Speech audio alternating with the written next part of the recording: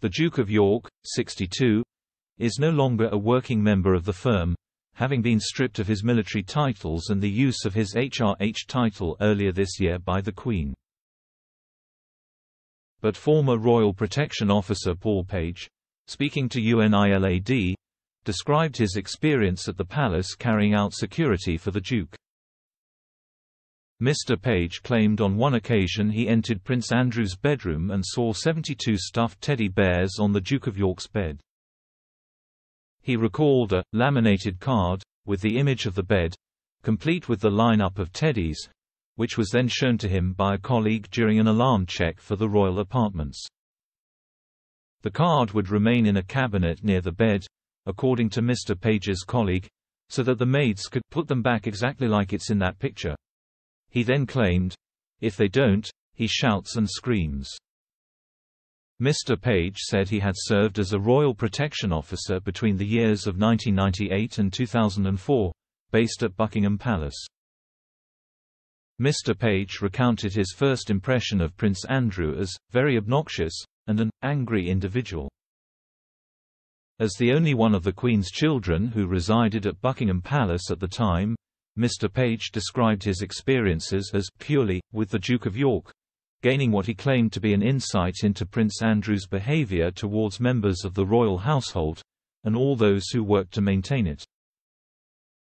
Mr. Page claimed the Queen's second youngest son would fly off the handle over small inconveniences, and that he would resort to being verbally abusive. This would involve shouting and swearing, the former protection officer added, and would amount to an overly rude individual. Mr. Page then called the Duke of York the most self-entitled member of the royal family, adding, "He stuck out like a sore thumb." But he then claimed that because Prince Andrew was the Queen's favourite, there was a reluctance to take any complaint to members of the royal household. He was definitely favoured by the late monarch over her other children, Mr. Page claimed, and that he was left to get on with whatever he wanted.